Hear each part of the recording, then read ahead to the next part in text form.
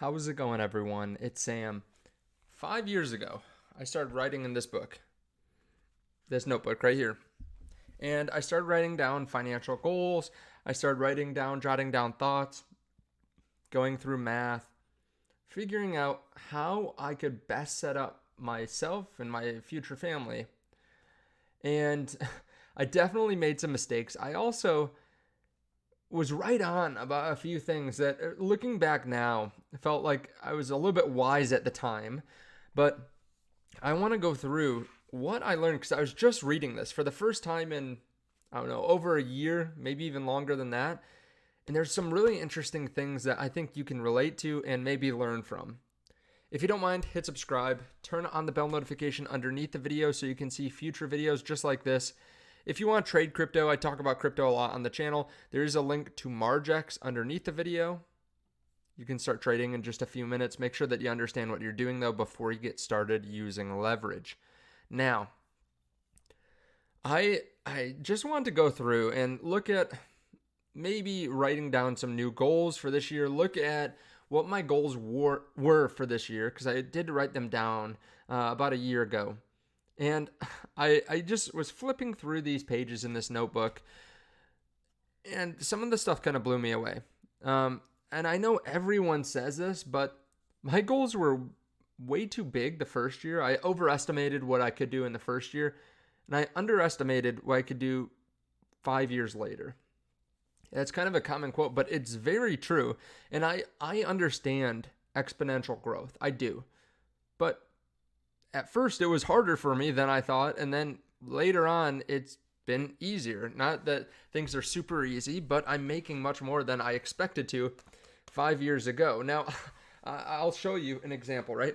I have this master plan. I have 2 full pages of master plan going from like what year it was to my income, where I was breaking down what I was going to make money from like my full-time job, a side hustle that I had at the time, and then even miscellaneous, like what I was going to do to hustle to make money. I was setting up like bank accounts to get bonuses. I was selling stuff on the side. I was doing everything I could.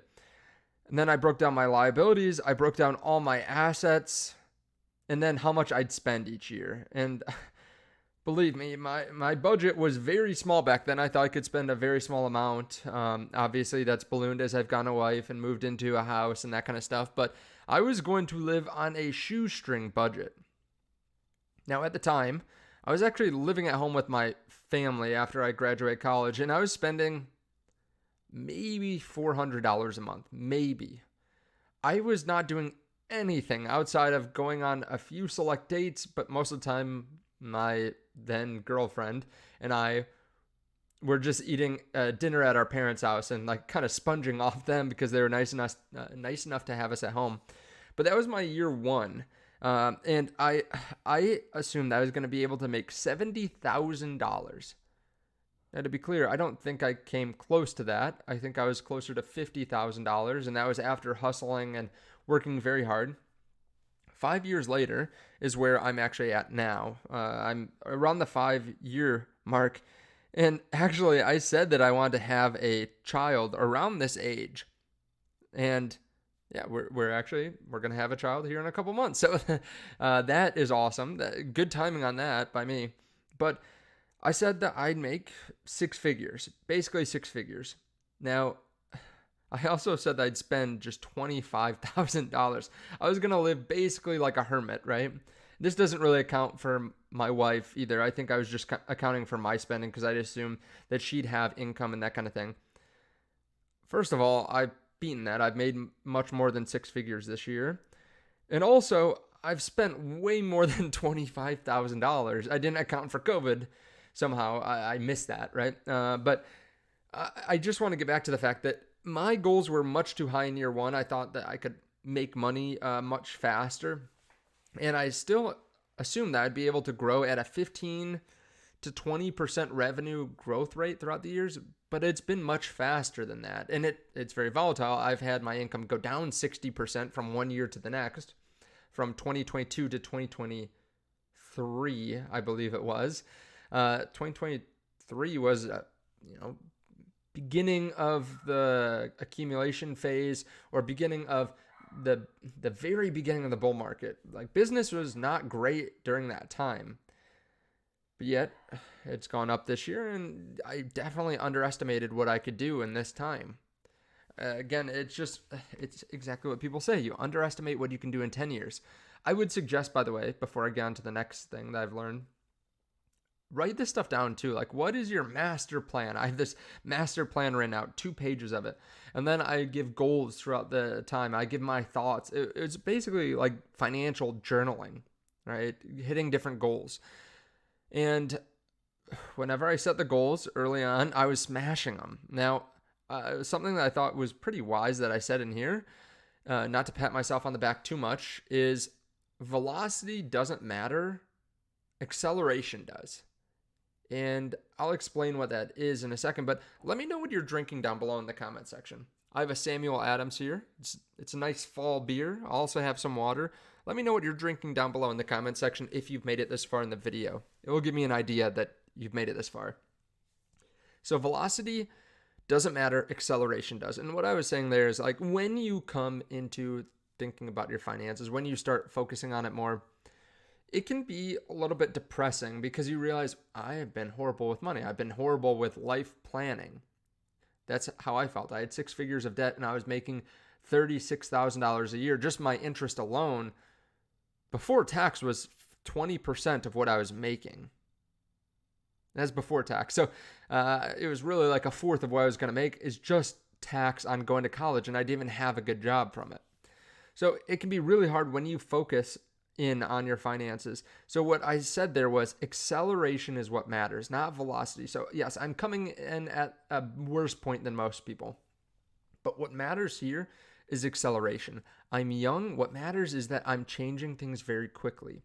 I'm turning this around very quickly. So what I do, I sold almost everything that I could that was valuable that I wasn't using. So whether it was video games from my childhood or a coin collection that I had gotten from a family member years and years ago. I saved 1 or 2 coins, but that's it, right? I got rid of a lot of stuff, and that's very hard. It's very hard to cut back like that. But acceleration is what matters. Compound interest is what matters. Changing drastically, even if you're starting from a very tough point, is what matters. Also, I had written in here that I was spending too much time thinking about asset allocation. I think a lot of us do this, especially if you're investing in crypto or stocks. Like, you're always worried about asset allocation, but early on, it doesn't really matter that much. If you have $1,000 or $5,000 and you're focused on one stock versus another, maybe you hit it big, right? If you hit it really big, you're probably investing in very risky stuff. But maybe you get a 12% return versus a 10% return. On $10,000, what is that, an extra $200? Okay, that's great. That's awesome. But that's going to constantly take more effort to continue to reevaluate the best place to put your money. And you got $200 there. What if you could make another 10% a year moving to a different job? Or what if you could start a side hustle that could scale? Or what if you just spent more time working? That could make you a lot more money for the time that you're spending. So income is so key early on, not perfect asset allocation. Okay? Also, I said that I need to find a hobby, right? I'll be honest, I was a little bit, I don't want to say depressed, but I feel like I was a little bit depressed at the time because on my days off, I just constantly thought about what kind of financial position I was in, and it hurt. It hurt to think about that and realize that I was not setting myself up for a good future. I hadn't. I'm so far in a hole. So I just constantly tried to learn more to figure out how I could make extra money. And eventually I started a YouTube channel to talk about the things I had learned.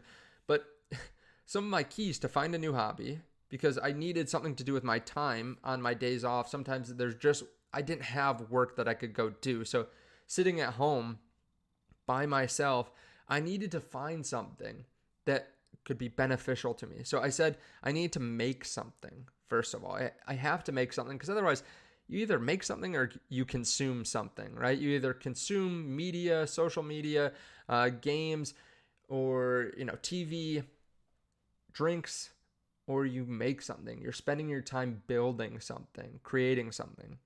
So I said, I need to make something. It's something that I have to have pride in and be able to show it to others. That way I can, get held accountable. Also, I understand that, just personally, I kind of need people to pat me on the back sometimes, right? Some people are very self-driven, and I'm much more that way now than I used to be. But back in the day, I kind of needed a pat on the back, like, hey, you're doing a good job, that kind of thing. I needed it to be productive. It couldn't be that I was whittling something in my basement in a piece of wood that I, just for my shelf or something like that. It needed to be productive. It had to provide value to my life in some way. And then it had to be cheap or self-sufficient. And what's funny is all these things were exactly what I found on my YouTube channel. I was making something. I was making content. I was giving my ideas. Something that I have pride in and I can show others, right? I've helped, I think, a lot of people throughout the bear market be able to add dollar cost average to their Bitcoin stacks. And now it's looking really good. I've hopefully protected some people from making stupid decisions. I've hopefully provided news quick enough that people could take advantage of it. It's productive, right? It does produce something. It produces cash flow for my family to live on. And it is cheap to set up, right? I didn't have to have a bunch of money at the very beginning to fund it. So I hope that this has helped you a little bit. Hopefully you can find a hobby like that too. Hopefully you realize that early on income is probably the most important thing. Of course, you need to focus on the other side too, which is spending, but asset allocation doesn't matter quite as much early on.